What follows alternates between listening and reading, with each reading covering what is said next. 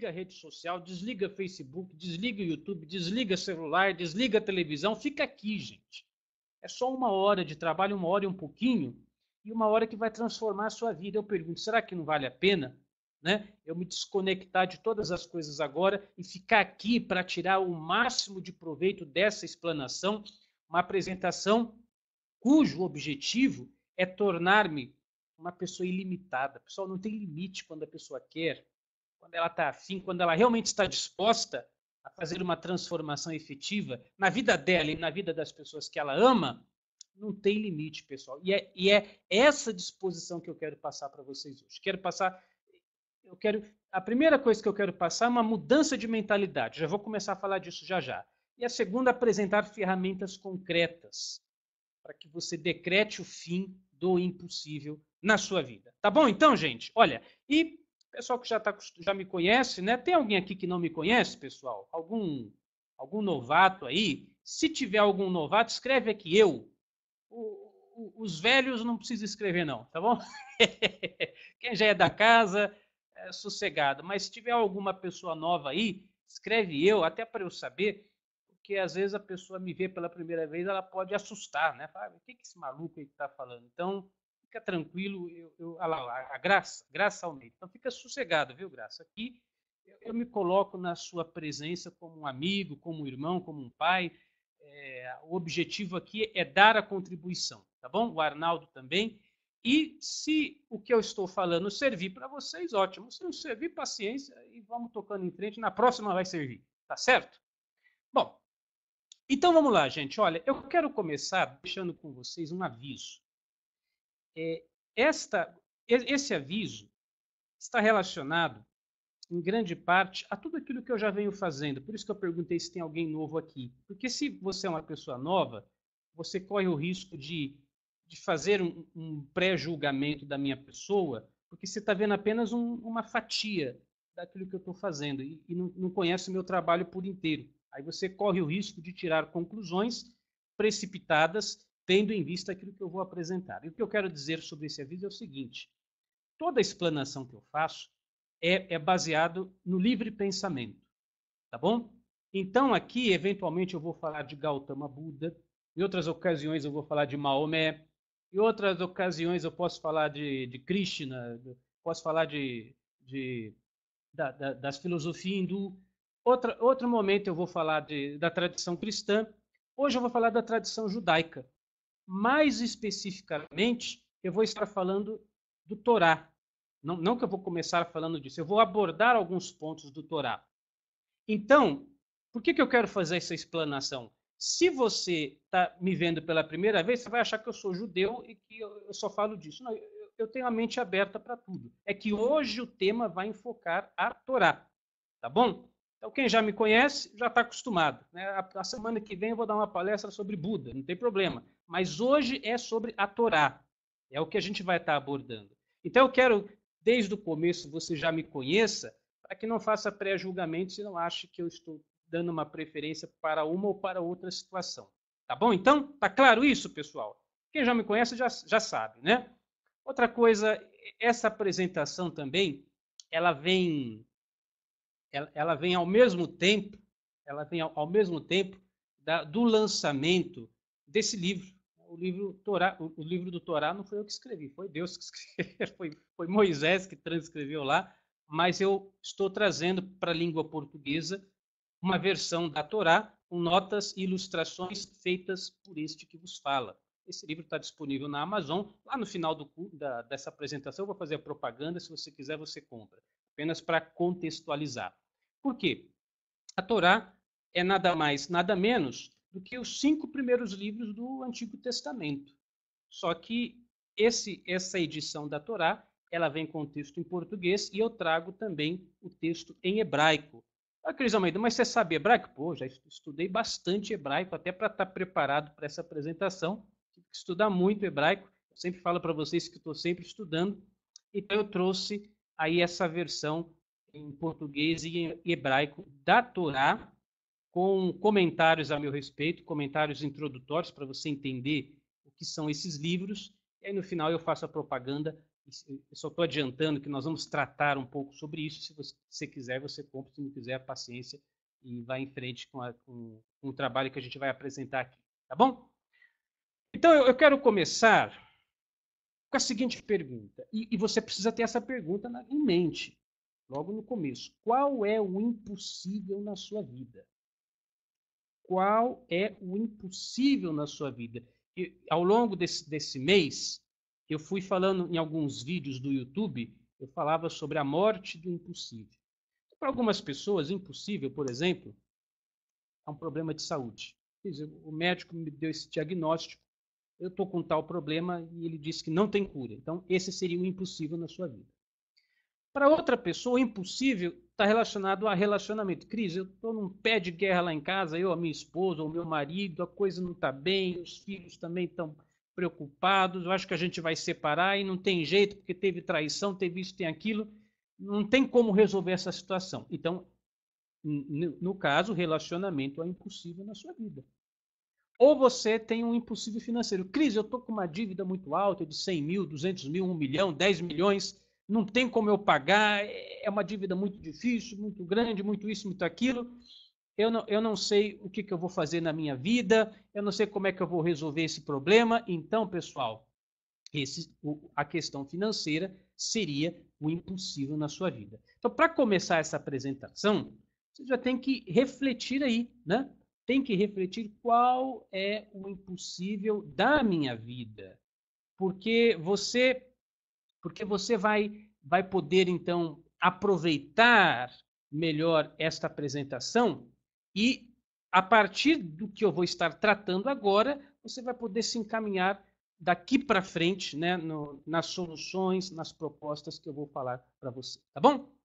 Então vamos começar da seguinte maneira. Primeiro eu vou tirar aqui o nosso bate-papo. A Pami está acompanhando a apresentação. Se tiver algum problema, ela vai me avisar, até para que o pessoal não disperse e não fique aí fazendo pergunta igual estava vendo ali. Vamos deixar as perguntas de lado. No final, eu vou abrir para perguntas, vocês perguntam o que quiser.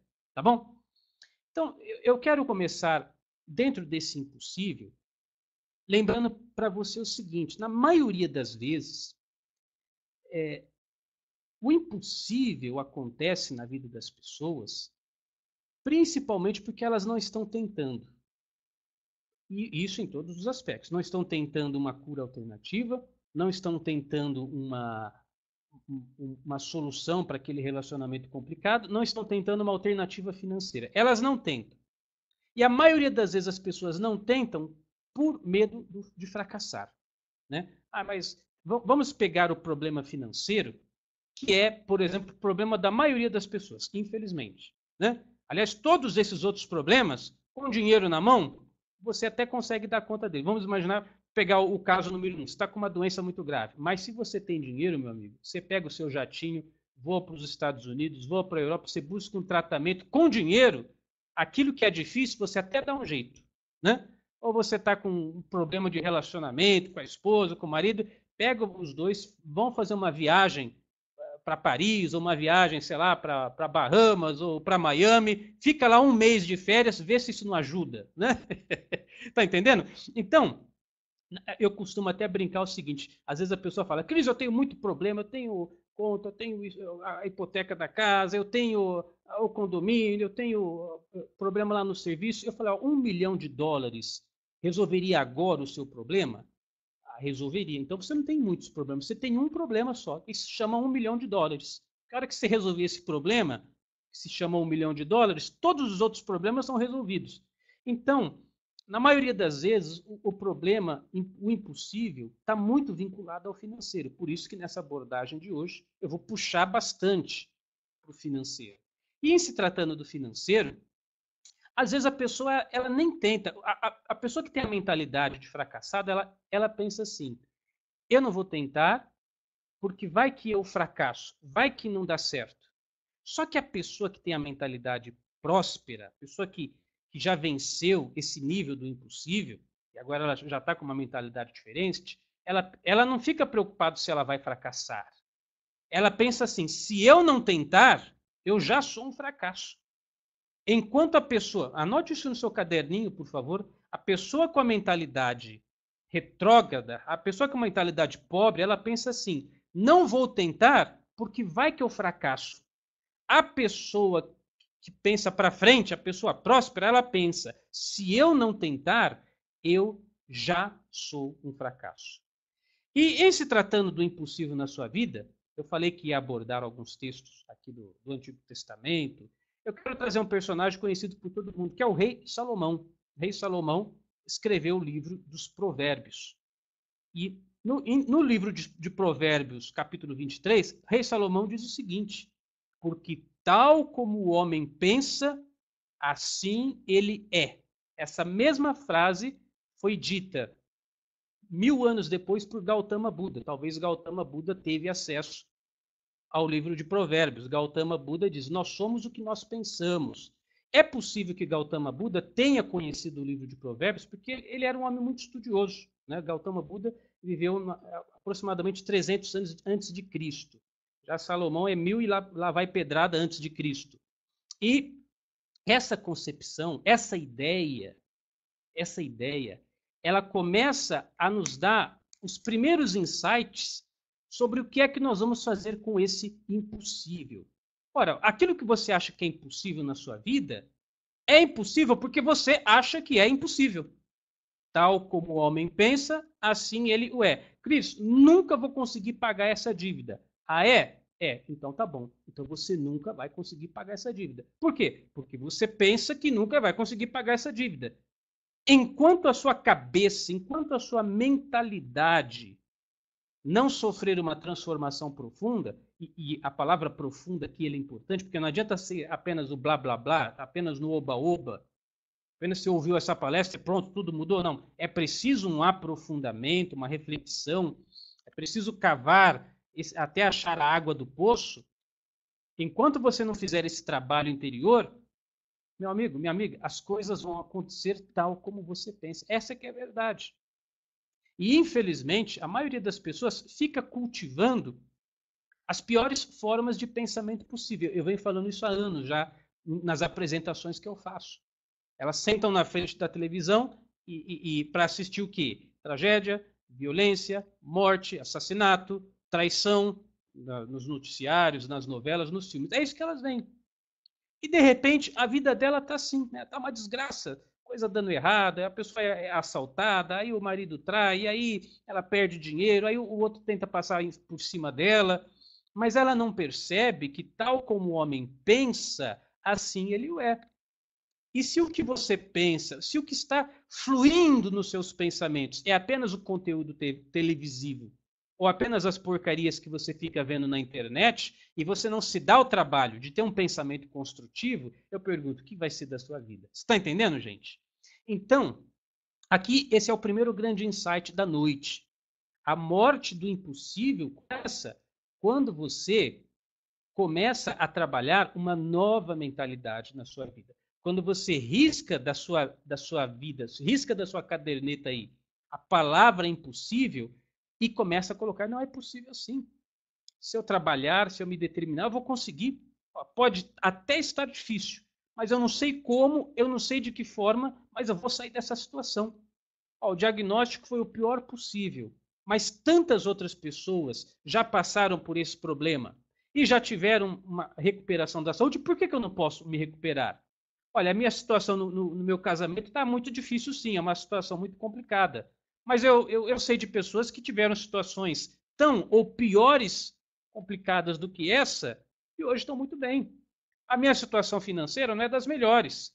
Eu estou endividado, eu estou no vermelho, mas eu sei de pessoas que estiveram com dívidas maiores do que a minha e deram a volta por cima. Se essas pessoas conseguiram, eu também consigo. Então, a morte do impossível começa aí, pessoal. Não é um pozinho mágico que vai ser oferecido para você, não é uma solução assim, né, milagrosa que vai acontecer. É uma questão muito prática. Tal como o homem pensa, assim ele o é, diz o rei Salomão. Depois Gautama Buda, muitos anos depois. E aqui eu estou dizendo a mesma coisa. Aquilo que você destacou quando eu comecei a apresentação, perguntei qual é o seu impossível. O seu impossível só é impossível porque sua cabeça está fazendo com que seja impossível. Eu vou dar alguns exemplos bem práticos para você entender o que é que eu estou falando. Vamos começar falando de dinheiro, que é, obviamente, uma coisa que atinge muita gente. Então, a mente limitada, a mente que acha que as coisas é impossível, o modo como ela vai se relacionar com o dinheiro é da seguinte forma. Ela recebe dinheiro e na cabeça dela o dinheiro é para quê? Para ela comprar as coisas. Dinheiro é para eu comprar as coisas. É isso que ela tem em mente. Se ela recebe, o salário dela veio uma bonificação a mais. Olha, você recebia, sei lá, salário mínimo, R$ 800, agora vai receber 820 por mês. Vintão a mais na sua... os seus honorários, né? A pessoa, opa, já vai ter 20 a mais? Com o que é que eu vou gastar? Pô, eu estava pensando em comprar aquela camiseta lá, ela custa R$ 100, então 10, 20, 40, 60, 80, eu parcelo em 5 vezes, aí eu consigo comprar a camisa, porque eu vou receber 20 a mais. Então, quando a pessoa que tem mente limitada, ela recebe, o dinheiro para ela é isso, com o que eu vou gastar? É isso que ela pensa. Já a pessoa que tem uma mentalidade da prosperidade, uma nova mentalidade, qualquer dinheiro que vem na mão dela, ela pensa assim: como é que eu posso usar esse dinheiro para gerar mais dinheiro na minha vida? Estão percebendo a diferença, pessoal? Eu vou até colocar aqui se vocês não bagunçarem na sala, eu deixo o bate-papo aberto. Eu deixo começar a pergunta muito fora de questão, aí eu tiro o bate-papo. Então, a pessoa que ela tem a mentalidade próspera, ela tem esse desejo. Se ela recebe dinheiro, não é para gastar, não é o primeiro pensamento que vem. Se ela recebe um dinheiro, ela vai pensar: como é que eu faço para investir isso? Como é que eu faço para aplicar esse dinheiro para que ele comece a render juros, para que amanhã eu tenha muito mais do que tenho hoje? Vocês percebem que essa simples mudança de mentalidade já faz toda a diferença. O que você acha? Não precisa responder. Você está no grupo 1 da mente limitada, da mente que se restringe apenas ao ganhar e gastar? Ou quando você tem uma grana a mais, você já pensa: como é que eu faço para isso gerar mais ainda? Olha, é interessante, né, que na Torá, ou na Bíblia, a mesma coisa, aliás, os 5 primeiros livros da Bíblia e a Torá são a mesma coisa, tem uma parte que diz o seguinte, uma parte que diz o seguinte: Deus vai prosperar aquilo que você colocar na sua mão. É muito bonita essa frase, né? Deus vai fazer prosperar aquilo que você coloca na sua mão. O problema da maioria das pessoas é que a única coisa que elas têm na mão é um controle remoto e um copo de... Esse que é o problema da maioria das pessoas. Deus vai prosperar tudo que você colocar na sua mão. Mas e se o que você tem na sua mão é só o controle remoto da televisão, não tem mais nada?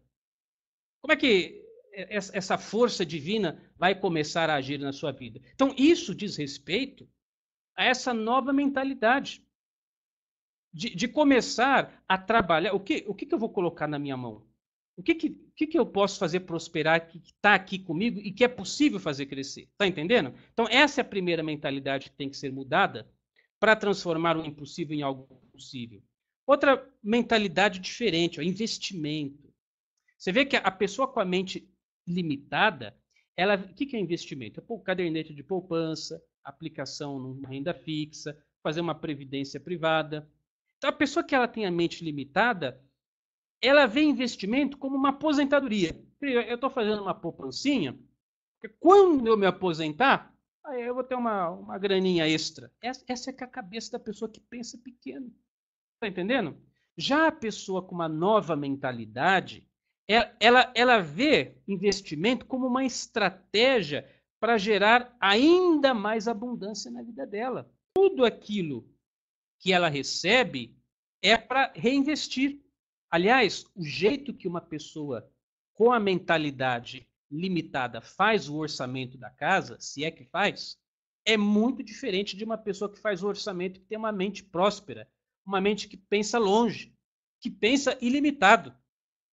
A pessoa com a mente limitada, ela pega o papel, pega a caneta e ela vai fazer o orçamento. Então ela pensa assim, bom, então esse mês eu vou gastar tanto de aluguel, tem que pagar o carro, tem que pagar o supermercado mais tanto, aí eu vou gastar com água, aí vai ter tanto de telefone, aí vai ter X aqui da escola das crianças. Então ela fez o orçamento do mês. Esse mês vai ficar apertado. Como é que eu vou arrumar dinheiro para pagar isso aqui? É a mentalidade limitada. Já a pessoa que não tem limite, o orçamento dela é completamente diferente. Ela começa o orçamento assim, esse mês eu quero investir pelo menos R$ 400 no fundo fixo. O investimento, preste atenção, pessoal. Você não quer tornar-se milionário? Você não quer ter o suficiente para dar tudo de bom e de melhor para você e para as pessoas que você ama? Uma pessoa que tem uma mentalidade diferente, ela pensa assim, o investimento em primeiro lugar. Investimento é a prioridade. Investimento é a prioridade. Então, esse mês, R$ 400, eu tenho que dar um jeito. Eu posso cortar isso, talvez eu vou ter que, sei lá, tirar isso aqui, não vou fazer isso aqui, mas o investimento é a prioridade. É a primeira coisa. A pessoa com a mentalidade limitada, o investimento é quando sobra. Então, uma vez na vida e na morte, pô, sobrou R$ 50, acho que eu vou colocar na caderneta de poupança. É porque sobrou, entendeu? Já a mentalidade próspera, investir é a prioridade absoluta. E, de novo, eu peço para que você faça a reflexão. Você se encaixa mais no primeiro grupo ou no segundo grupo? Isso é para você pensar. Para você pensar como é que está a sua prosperidade. Olha outra coisa interessante. Na Bíblia, na Torá, diz o seguinte, que Deus dirige os seus passos. Muito bem, Deus dirige os seus passos. Deus dirige os passos daqueles que o amam. Maravilha. Agora, eu nunca li na Torá, inclusive eu fiz essa publicação agora, em nenhuma parte está escrito assim, Deus dirige a sua poltrona. Ou Deus dirige a sua cama. Não tem jeito, pessoal.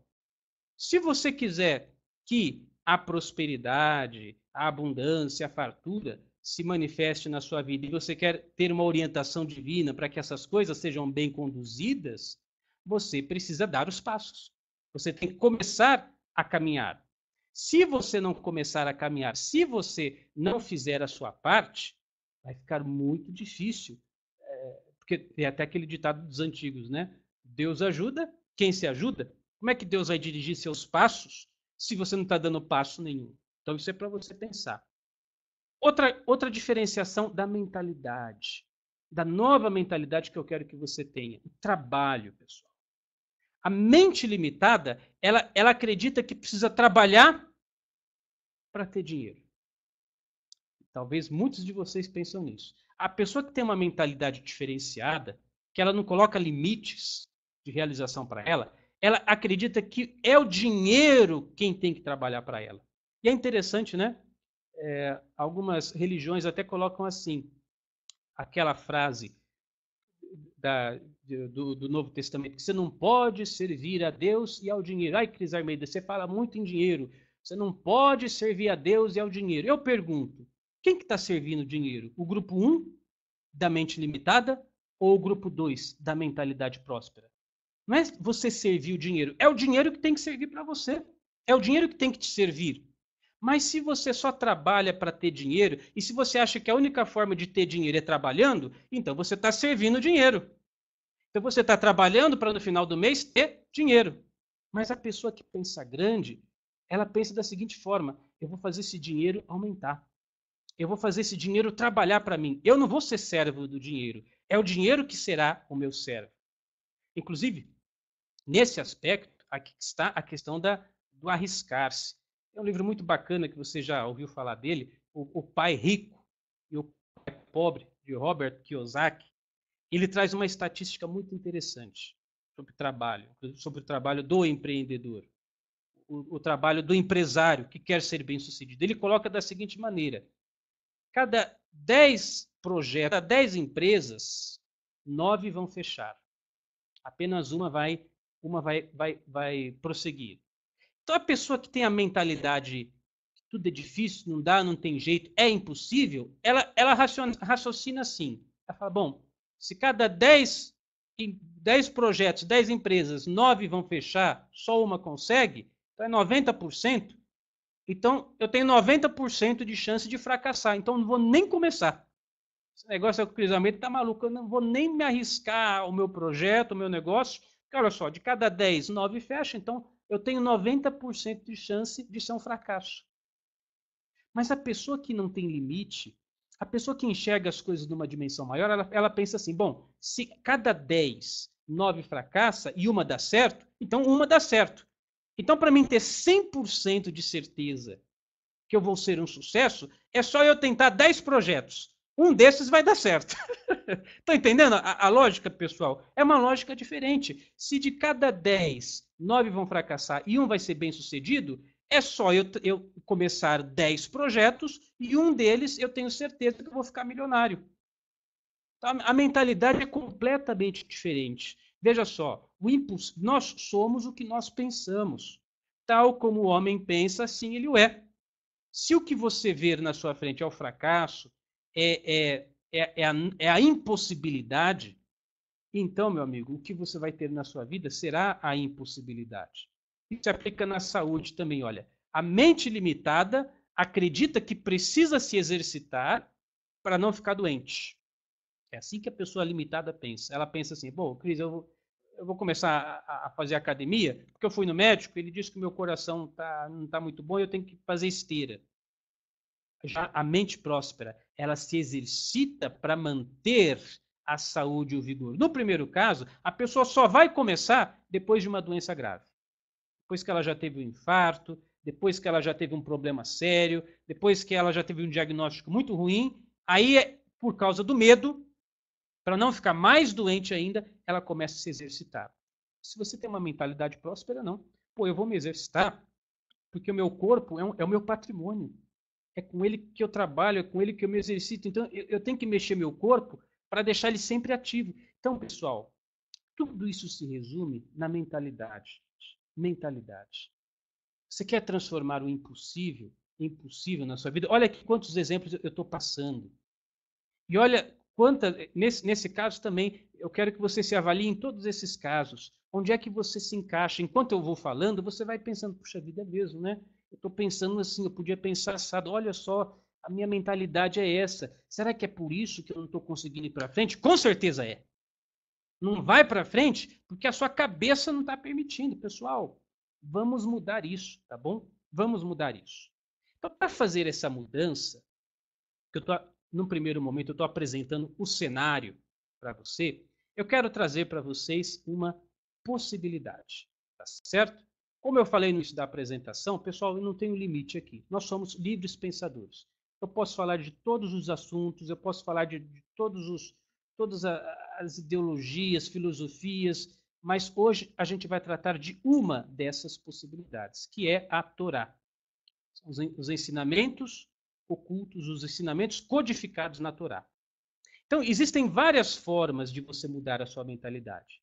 Tem a forma A, tem a forma B, tem a forma C, tem a forma D, tem a forma E, tem a forma F, tem a forma G, H e J. O que eu vou apresentar hoje para vocês, e eu quero que isso fique muito claro, é uma das possibilidades. Uma das possibilidades. E por que eu estou ressaltando tudo isso? Porque, primeiro, vai que tem gente aqui que não me conhece e acha que eu estou pregando uma verdade. Não é isso, gente.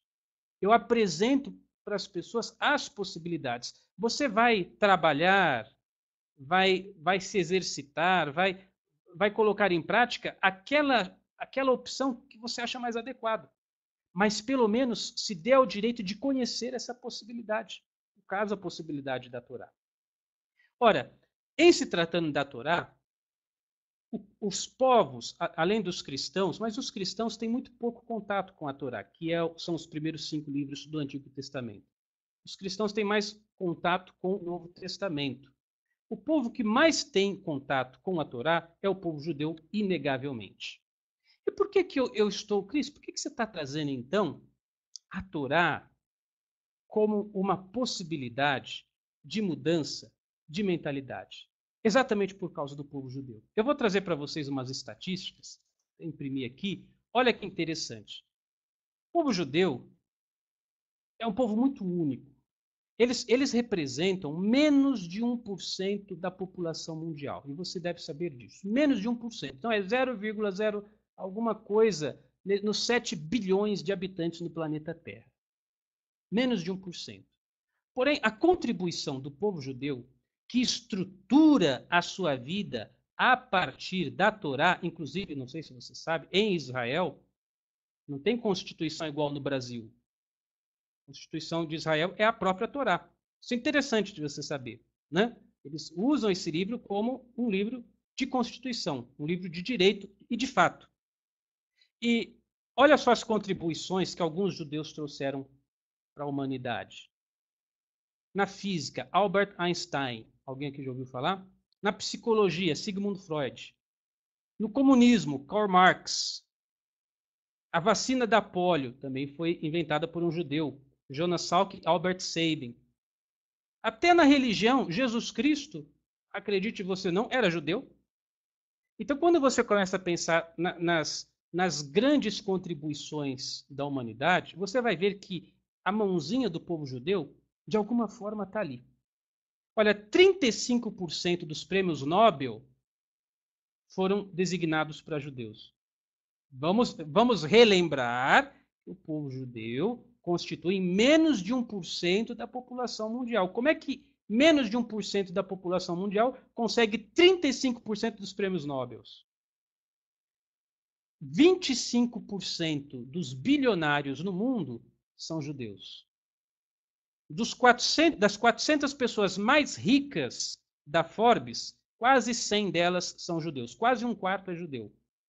Vamos relembrar que isso é menos de 1% da população e alcança esses rankings. E dos 40 mais ricos da Forbes, 40% são judeus. Pessoal, isso é muito interessante. Tem um estudo que foi feito pela doutora Lisa Kester. A doutora Lisa Kester, ela é considerada uma das maiores sociólogas do mundo. Ela publicou um estudo na Universidade de Cambridge. E olha que estudo interessante. O patrimônio líquido de católicos e protestantes, $48.200. O patrimônio líquido de protestantes conservadores, $26.200. E o patrimônio líquido do judeu, $150.890. E ela publicou essa obra. Ela tem muitas obras. Inclusive, ela é muito conhecida, viu? Se você procurar no Google Lisa Kester, você pode, inclusive, comprar esse livro dela na Amazon.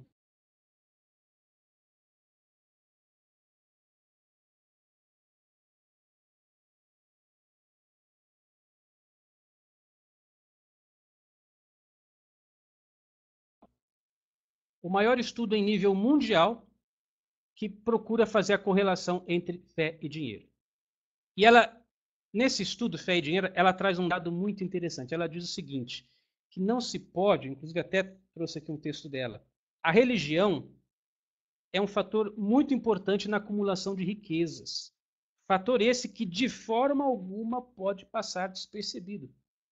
Agora, por que será, Cris? Por que será que o povo judeu que tem... Porque isso é uma coisa, é um dado importante também. O povo judeu não tem uma genética mais avançada que a maioria das pessoas. O judeu ele não tem assim um privilégio maior do que as outras pessoas, uma formação melhor do que as outras pessoas.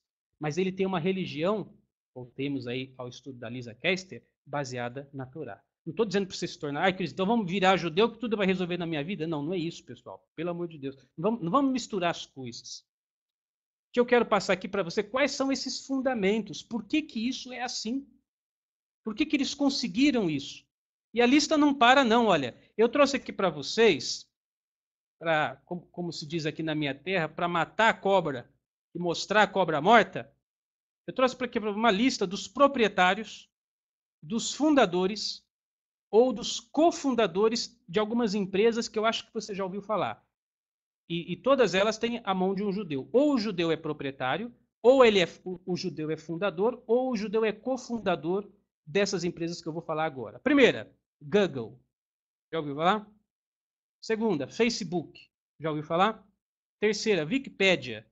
Já ouviu falar? Eu vou falando assim direto, senão vai ficar muito demorado. eBay. Possivelmente você já, que aqui no Brasil a representação do eBay é o Mercado Livre. Oracle, uma grande empresa na área de informática também. Microsoft, você já ouviu falar também. Dell, você já ouviu falar também. Goldman Sachs, que é uma grande, um dos maiores impérios, grupos financeiros do mundo. Todas essas empresas, volto a repetir, ou o proprietário é judeu, ou o fundador é judeu, ou o judeu é um coproprietário ou um cofundador dessa empresa. Starbucks Coffee. Aqui alguém já tomou cafezinho do Starbucks? Eu já. Columbia Pictures. 20th Century Fox, aquela século XX, aquela empresa de cinema. Disney. Paramount Pictures. Warner Brothers Studios. Viacom. Miramax. DreamWorks. CBS, a famosa empresa televisiva americana. Universal Pictures. Fox Film Corporation. Vivid Entertainment, que é até de vídeo pornô, até nisso tá. HBO. E olha, aqui é uma lista muito grande, e eu vou parar por aqui a lista. Então, todas essas empresas que eu estou citando, ou o fundador é judeu, ou o presidente é judeu, o proprietário, ou o cofundador é judeu. Então, de acordo com a doutora Lisa Keister, o modo como nós percebemos o transcendente, o espiritual, terá uma profunda repercussão no modo como eu me posiciono na vida. E no quanto eu me sinto merecedor ou não de fazer a minha conquista para a prosperidade. Aqui, obviamente, você não precisa se tornar um judeu para modificar a sua consciência de prosperidade. É só você pegar o conceito que está codificado na Torá e começar a aplicar na sua vida. Você segue a religião, a profissão de fé, o que você acredita ou o que você deixa de acreditar. Até, eu sou ateu. Você coloca em prática os princípios mesmo sendo ateu, não tem problema nenhum. O que nós estamos interessados aqui são nos princípios. Mas por quê, Cris? O que você está falando aí de Torá, você editou agora essa versão aí da Torá em português, em hebraico. O que há de tão especial num simples livro? Vou dizer para você. Esse simples livro, na verdade, ele trata-se de um código milenar que, quando você coloca em prática os ensinamentos da Torá, você torna aquilo que era impossível, possível na sua vida. A própria Torá tem muitos exemplos. Eu vou passar rapidamente só em alguns exemplos para a gente não se demorar. O primeiro exemplo que eu quero trazer para vocês, a história de Abraão e Sara, está lá na Torá, no livro de Gênesis. Chegaram dois guardiões, ou dois mestres espirituais, ou dois anjos, o nome que você quiser dar, para Abraão. Falaram, olha, Abraão já era de idade avançada, ele tinha 100 e poucos anos, lá vai pedrada, a esposa também já era bem velhinha. E os dois homens falaram, olha, você vai ter um filho com a Sara. E a Sara lá dentro da tenda riu, né? Imagina, né? Só se for por inseminação artificial, porque ó, não tem jeito, meu corpo assim, né? Não tem como. Então, inclusive esses homens disseram, nós vamos voltar daqui um mês, você vai ver. E de fato assim se fez. De fato assim se fez e nasceu Isaac. Isaac em hebraico significa aquele que ri, aquela que ri, ou aquele que provocou o riso, né? Então, o código da Torá permite fazer modificações, primeiro, no seu corpo. Então, se você se sente aí doente, se sente, sente que... Cris, veio esse diagnóstico, o médico disse que não tem jeito. Né? Não, mas o código da Torá pode fazer modificações no seu, que aos olhos de carne é impossível. Mas decodificando a Torá, você verá que é possível. Olha um outro exemplo, nas finanças. Aqui eu trago a história de Jacó. Jacó, filho de Isaac. Né? Então, tem Abraão, Isaac, depois Jacó. E Jacó ele estava trabalhando como empregado de Labão, que acabou sendo sogro dele. É uma história muito comprida, não vou entrar aqui. Não. Ele era apaixonado pela filha de Labão, ele começou a trabalhar. Chegou uma hora que ele quis ir embora fazer a vida dele. E o Labão falou, olha, você trabalhou aqui comigo muitos anos, o que você quer? E Jacó falou, eu não quero muita coisa, não. Vamos fazer o seguinte, as ovelhas, os carneiros que for branquinho, fica para você. E as ovelhas que tiver malhadinha assim, nasceu uma ovelha manchada, com listra, ou mesmo uma ovelha com a pele preta, você reserva para mim, eu vou ficar com essas ovelhas, tá bom? Tá bom. E o que aconteceu? Porque pelo fato de Jacó aplicar o código da Torá, código esse que eu vou ensinar para vocês, o que acontecia? A partir do momento em que ele... e tem um detalhe, uma sacanagem de Labão. Uma sacanagem de Labão, o sogro de Jacó. O que Labão fez? Chamou os filhos e falou, ó, pega todas as ovelhas malhadas, listrada, preta, tira essas ovelhas e coloca elas para pastar, e os filhos de Labão levaram essas ovelhas, as ovelhas manchadas, a 3 dias de distância de onde Jacó estava, de tal forma que só ficava as ovelhas brancas. Só que o que aconteceu? As ovelhas começavam a nascer e apesar de não estar cruzando com as ovelhas manchadas, por um artifício de Jacó, que conhecia o código da Torá, só começou a nascer ovelha manchada. Manchada, listrada, ovelha negra, ovelha manchada. E Labão ficou desesperado. Pô, agora só está nascendo ovelha. Cadê as ovelhas brancas? E aí Labão falou, vamos mudar a situação, o Jacó. Vamos fazer o seguinte, a partir de agora, as ovelhas que já nasceu, tudo bem, isso é seu. Mas agora as brancas vão ser sua, tá bom? E as manchadas vão ser minha. Mas a partir desse momento, pelo fato de Jacó compreender o código da Torá, só começou a nascer ovelha branca. E assim foi, né? E ele não adiantava trocar. Então, aquilo que parece ser impossível nas suas finanças, que não está rendendo, parece que o dinheiro não entra. Mas se você começa a colocar em prática, se você decodifica o código da Torá, as coisas mudam. Olha um outro exemplo. Você pode modificar o impossível na sua honra. Depois de Jacó, ele teve vários filhos. Um dos filhos deles foi José. Tem inclusive a história conhecida de José no Egito. E a história de José é o modo como a Torá pode modificar a sua honra. Meu. Esse José foi o cara mais desonrado da face do planeta Terra. Ele foi jogado numa cisterna pelos irmãos que tinham raiva dele. Ele foi vendido como escravo.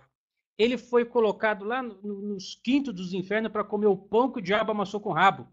No meio de uma prisão, no meio de uma pedraria, mas porque ele seguia os preceitos da Torá, do escravo mais ridicularizado, mais abandonado, mais humilhado, ele se torna o maior dos maiores na governança do Egito. Acima dele só estava o governador do Egito. Mas isso ele conseguiu porque esse resgate da própria honra, de tal forma que os irmãos dele, depois disso tudo, tiveram que se curvar frente a ele. Mas por quê? Porque ele conseguiu decodificar a Torá e ele fazia bom uso desses preceitos. E um exemplo que todo mundo conhece, de transformação do impossível em possível, é a travessia de Moisés frente ao Mar Vermelho. Ele estava saindo com o povo hebreu do Egito, né, esse mesmo povo que é descendente de José, de Jacó, de todo esse povo que eu falei antes, e estava fugindo do ataque do faraó. E nessa corrida, eis que o mar estava à frente deles. E agora Moisés falou, pessoal, ou vocês usam uma máscara de mergulho ou estamos ferrados. E na época não tinha máscara de mergulho. Mas, compreendendo e fazendo uso da decodificação da Torá, Moisés conseguiu acionar as forças necessárias e conduziu o seu povo frente àquele obstáculo. Eu não sei qual é o obstáculo que está na sua frente hoje. De repente, Cris, eu tenho um mar de dívidas. Como é que eu faço para atravessar isso? Então, a Torá, ela traz para você muitas instruções que nós vamos começar a trabalhar em cima disso. Então, eu digo para você, com todas as palavras, e para mim é uma grande satisfação fazer isso. Prepare-se para o aprendizado mais importante da sua vida. Um aprendizado que fará com que você pegue aquele antigo impossível do começo dessa apresentação e torne isso uma coisa completamente possível. Não vai ter jeito sim. Eu não sei como, não sei de que forma, não sei quando, mas eu vou conseguir. Eu vou levar isso aqui adiante. Eu vou atravessar essa situação. Eu vou superar. Eu vou superar essa humilhação. Eu vou superar essa dificuldade. Eu vou superar esse problema com a decodificação do Torá. É por essa razão que eu, então, estou trazendo publicamente hoje. Hoje, para mim, pessoal, hoje é um dia muito especial. Porque o que eu vou trazer para vocês hoje é fruto de muito estudo, de muita pesquisa e de muito empenho da minha parte. Eu me dediquei muito para chegar, para apresentar para vocês isso hoje. que será o treinamento Quebrando o Código da Torá. As 7 condições para manifestar o impossível na sua vida. Só que eu preciso te dizer uma coisa. O que eu vou apresentar para você é para poucas pessoas, tá bom? Eu tenho 100% de lucidez de que isso não é para todo mundo. Nem todo mundo vai querer passar por essa experiência, nem todo mundo vai estar disposto a atravessar essa experiência, mas os que se determinarem a fazer isso, eu tenho certeza que a promessa que está aí, as condições para manifestar o impossível, elas estarão nas suas mãos. E você terá essas condições, você vai dominar essa tecnologia. Isso mesmo, pessoal, uma tecnologia. A tecnologia de transformar o impossível em algo possível na sua vida. Esse treinamento vai ser feito assim, olha. São 2 partes. A primeira parte é a codificação literal. A segunda parte é a codificação simbólica. Eu vou explicar para você como é que isso funciona. A codificação literal, na verdade, a decodificação literal, mas a Torá ela traz uma codificação. Uma codificação é uma trava de segurança. Por exemplo, no exército, quando você quer mandar uma mensagem de uma trincheira para outra, você tem que codificar aquela mensagem. Olha, nós vamos atacar o exército a tal hora, pela direita você sobe à esquerda. Não pode mandar essa mensagem aberta, porque se você mandar essa mensagem aberta, o exército inimigo pode ter acesso àquela mensagem e pode levar os seus planos à míngua. Então nós vamos codificar, nós vamos colocar um código nessa mensagem para que o inimigo não seja capaz de ler. Isso significa codificação. E o trabalho que nós vamos fazer de quebrando o código da Torá é essa decodificação. Essa codificação literal, eu vou começar com ela não é nova. Inclusive existe um livro de Michael Drosnin, eu tenho esse livro, O Código da Bíblia. Inclusive é uma história muito interessante, o Código da Bíblia, porque quando Michael Drosnin lançou esse livro, ele teve muitas críticas, sendo que esse livro na verdade, não foi ele que fez o Código da Bíblia, foram os 3 maiores matemáticos da humanidade. Eles fizeram uma decodificação da Torá e recebeu muitas críticas, e é interessante porque as críticas que ele recebeu, eu vou explicar já já, para você entender as críticas, você tem que entender o trabalho dele. Como é que funciona o trabalho de Drosnin? É o seguinte, pega esse texto aí, por exemplo. Se você olha apenas para o superficial, encontrará respostas superficiais. Já o código surge sempre que você procurar uma resposta e não aceitar o óbvio. Então, o que a gente faz? Como é que a gente encontra o código da Bíblia? Da seguinte maneira. Vou pegar aqui, olha. Já o código surge sempre que você procurar uma resposta e não aceitar o óbvio. Eu coloco esta frase numa sequência encadeada, numa fileira encadeada da frase, letra após letra. Olha aqui, olha. Já o código surge sempre que você procurar, e assim vai, uma resposta e não aceitar o óbvio. Uma vez que eu coloco essa mensagem num encadeamento lógico, esse encadeamento lógico, a codificação, ela pode ser de milhões de maneiras diferentes. Eu encontro a codificação correta, a partir daí eu consigo então localizar qual é a frase ou qual é a palavra que eu estava procurando. No caso aqui do nosso exemplo, a palavra secreto. Já o código surge sempre que você procurar uma resposta e não aceitar o óbvio. Então você decodifica essa mensagem e você vai localizar o que quer localizar ali. Então isso foi que esses matemáticos fizeram. E Michael Drosnin documentou todo esse material. Então ele traz alguns exemplos. Eu xeroquei isso aqui do livro que eu tenho. Por exemplo, na Bíblia tem decodificado o assassinato de Isaac Rabin. Está lá o ano, a cidade, a pessoa e o nome do assassino.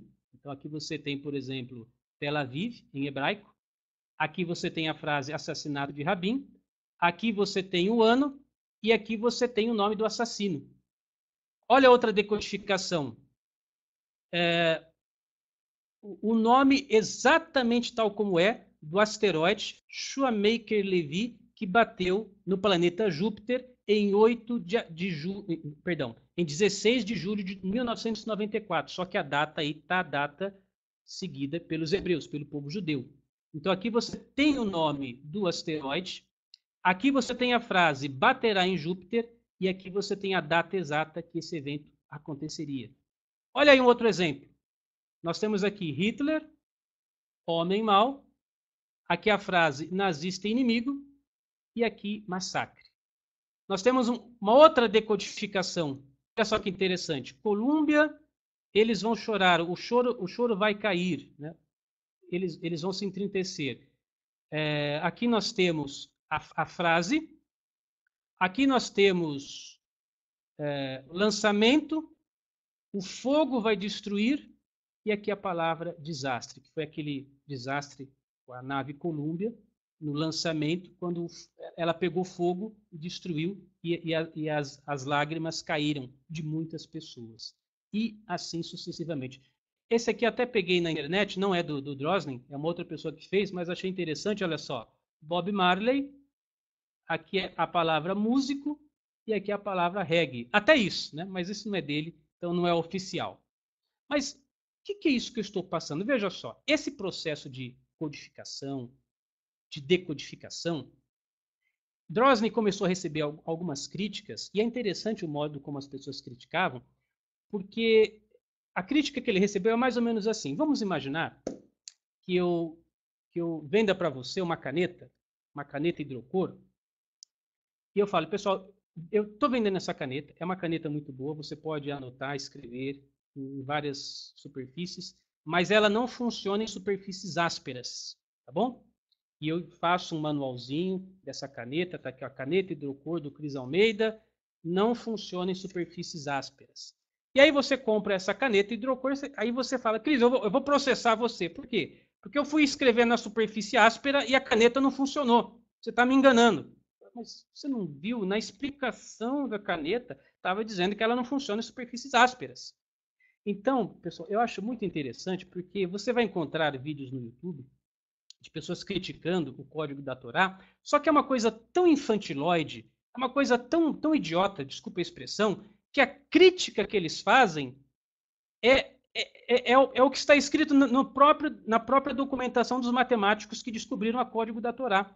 Se você pegar o texto dos matemáticos, eles dizem assim, olha, essa codificação você pode fazer em qualquer livro. Inclusive, eles pegaram um livro de Tolstói, Os Miseráveis, para fazer essa busca de palavras codificadas em livros diferentes. Eles mesmos fizeram isso. Só que eles pegaram, por exemplo, uma lista de 32 nomes de pessoas da história, com a data de nascimento, com a data de falecimento, e fizeram um cruzamento. E achavam em parágrafos específicos da Torá o nome da pessoa, a data de nascimento dela e a data de falecimento, mas isso no mesmo versículo, no mesmo capítulo e versículo.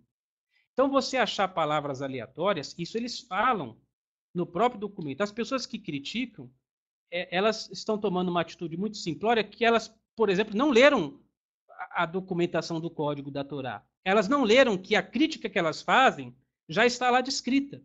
E esses estudiosos concluíram o seguinte, é matematicamente impossível você localizar tantas coincidências, isso é 0,000000000 alguma coisa, você pegar um texto antigo e localizar ali naquele versículo o nome de uma pessoa ilustre que já existiu no mundo, a data de nascimento e a data de falecimento, e tudo ali naquele mesmo pacote de palavras.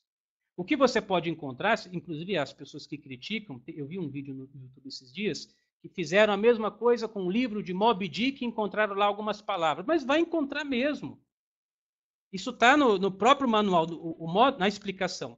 E os matemáticos, eles explicam, olha, você encontrar palavras soltas, então você encontrar lá a palavra vaso, aí você encontra a palavra gravador, aí você encontra a palavra casa, isso é muito simples, isso vai achar.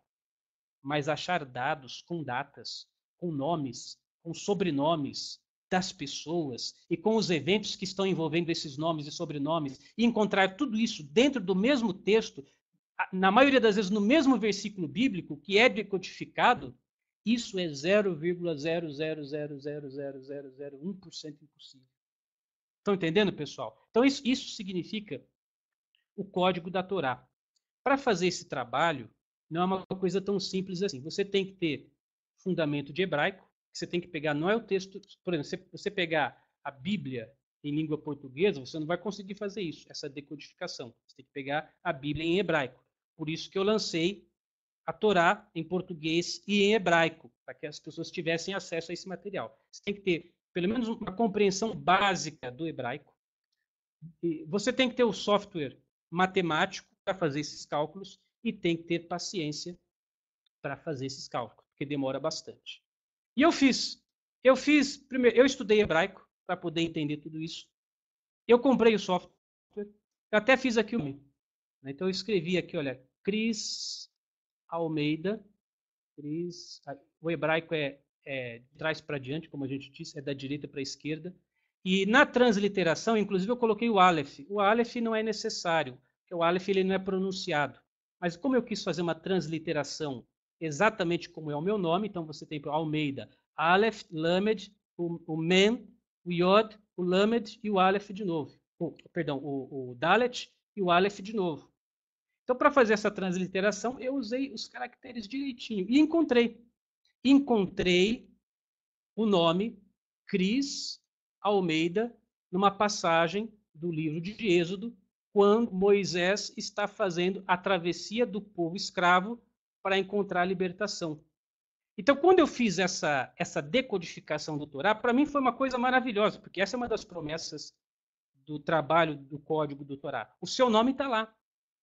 Você vai ser capaz de localizá-lo. Isso que é interessante. Então, quando você faz a decodificação, e eu disse a decodificação do texto e do contexto, o texto significa você encontrar onde é que está o seu nome na Torá. Onde é que está lá o seu nome. E o contexto, qual é o versículo, qual é o livro, qual é a passagem bíblica que se esconde o seu nome. Para mim, essa meditação foi muito profunda. Ora, o nome Cris Almeida está na passagem onde Moisés tira o povo hebreu da escravidão e leva eles para a libertação. Eu interpretei da seguinte forma: a minha missão nesse mundo é tirar a escravidão intelectual das pessoas, a falta de visão, e dar para ela condições de que elas sejam livres, prosperamente livres, pessoas libertas de suas preocupações, de suas prisões emocionais. Isso para mim foi uma coisa muito interessante. E eu quero que você faça essa experiência também. A localização literal do seu nome e a localização contextual. Então, quando a gente fala de quebrar o código da Torá, num primeiro momento, é disso que eu estou falando. E nós vamos ser capazes de fazer isso. Eu adquiri um software, como eu disse, eu aprendi hebraico para poder fazer isso. E nós vamos fazer muita coisa bacana. Então, essa é a primeira coisa. A primeira coisa é a decodificação da letra. Mas a Torá não traz apenas a codificação da letra. Aliás, para mim, esta é a menos importante. Essa é a menos importante. A codificação mais importante é a codificação simbólica da Torá. É onde está o verdadeiro ensino, a verdadeira sabedoria. Vamos imaginar que você faça a codificação literal do seu nome na Torá. Mas se você aprender a codificação simbólica, meu amigo, você não precisa de mais nada. O que é a codificação simbólica? Eu contei agora, por exemplo, para você, várias passagens. Eu falei da história de Abraão e Sara, eu falei a história de Jacó com Labão, eu falei a história de José, eu falei a história de Moisés, e são muitas, muitas histórias. A codificação simbólica resume-se no seguinte: como é que eu vou traduzir essas histórias para a minha vida? Pô, eu tenho o meu negócio próprio. Como é que eu posso usar a esperteza de Jacó para ganhar mais dinheiro com o meu negócio? Como é que eu posso utilizar os recursos de Moisés para abrir os mares das minhas dificuldades financeiras e conseguir atravessar isso e alcançar a liberdade financeira? De repente eu estou com uma doença grave. Como é que eu posso utilizar a sabedoria dos anjos que se apresentaram para Abraão e disseram que iam modificar o corpo de Sara para que eu faça uma transformação no meu próprio corpo e obtenha saúde? Esse que é o ponto. E nisso consiste a codificação simbólica, que é o que eu quero apresentar para vocês. Porque é o seguinte, a Torá, você vai encontrar muitos assuntos. Vai falar de sabedoria, de guerra, de doação, de coragem, de perseverança, de trabalho, de poder, de investimento, de tradição, de leis, de descanso, de cada. Vai falar de tudo. E se você simplesmente, Cris, então eu vou começar a ler aqui, né, o Gênesis, depois o Êxodo, depois o Levítico, depois isso não será suficiente. Você precisa de um decodificador. Da mesma forma como lá nas trincheiras, a mensagem saía de uma trincheira para outra, ela ia codificada, nós,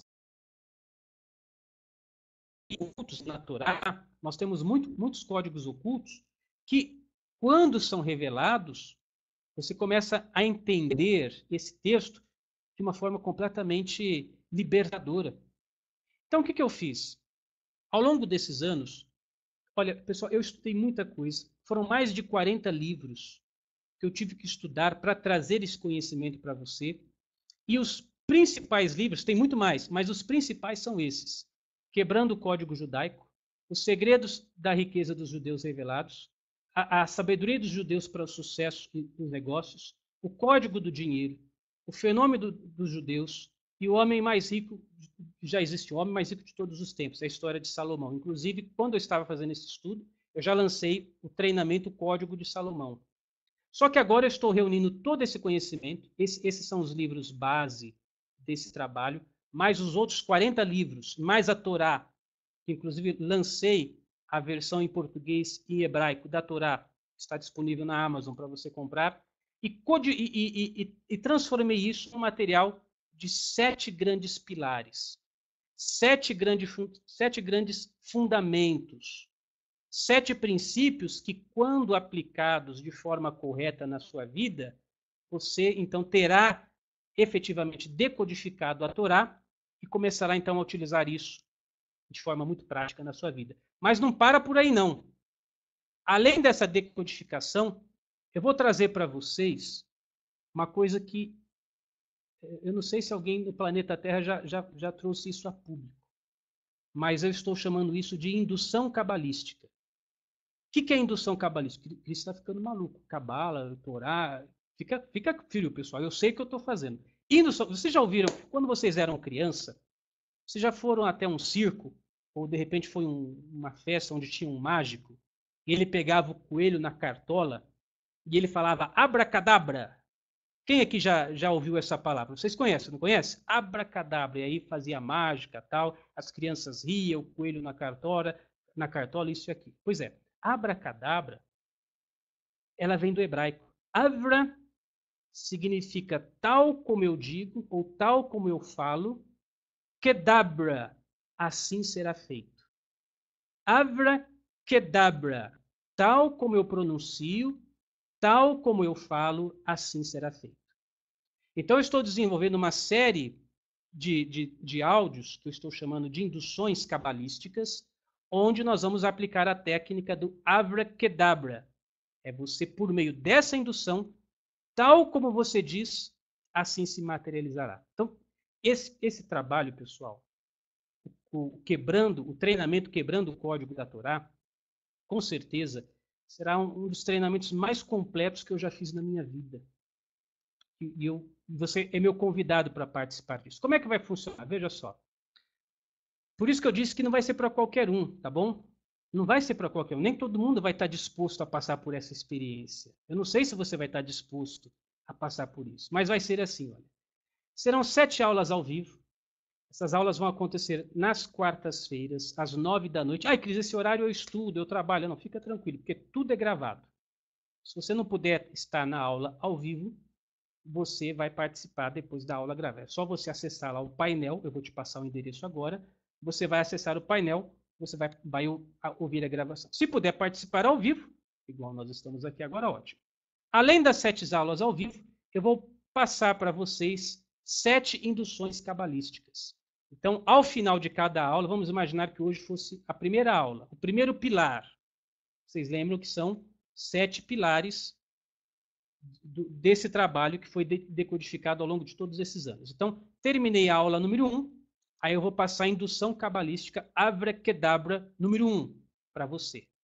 E além dessas induções, eu vou passar 7 roteiros de atividades práticas para você, na hora, começar a aplicar. Então, para que a gente não fique assim na teoria, só falando. Então, eu vou dar exercícios práticos. Não é exercício só de ficar escrevendo, não. Exercícios de coisas para você aplicar ao longo da semana.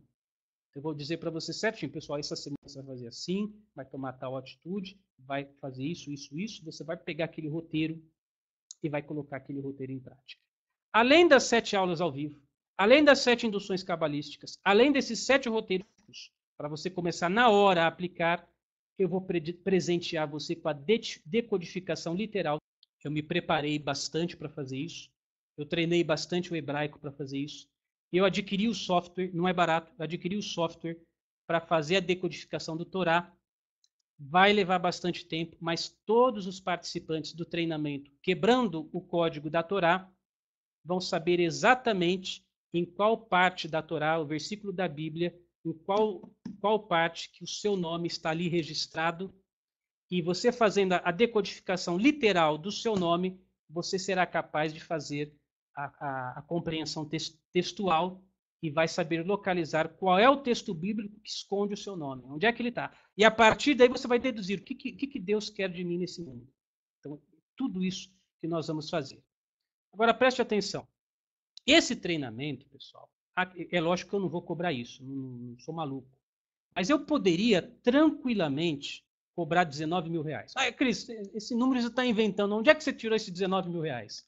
19 mil reais são os treinamentos com os mestres cabalistas que eu tive que pagar para fazer, não foi de graça, não.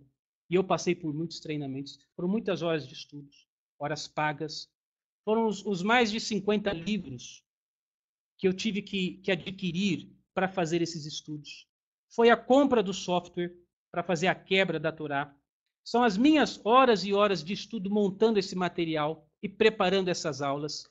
E é o treinamento propriamente dito em si. Além do treinamento, as induções cabalísticas e o próprio trabalho que vai dar esse processo de decodificação, ele despende muito tempo. Tá? Ele não é uma coisa rápida, não é uma coisa simples. Esses dias atrás eu fiz uma decodificação, por exemplo, de uma frase, levou mais de 2 dias para terminar o trabalho.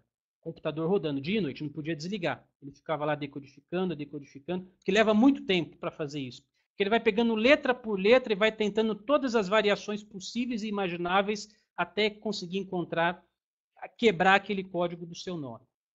Então, eu poderia cobrar 19 mil tranquilo, porque esse número não foi inventado da minha cabeça, foi o dinheiro a menos, aproximado a menos do que eu gastei para chegar finalmente a ter esse conhecimento na minha mão. Então eu vou fazer a brincadeira de cortar 2 zeros e em vez de 19 mil reais, corto 2 zeros e para você participar do Quebrando o Código da Torá e ter acesso a 7 aulas que nós vamos fazer, as 7 induções cabalísticas, os 7 roteiros práticos e a decodificação literal do seu nome, nós vamos pagar apenas R$190. Está aí na tela.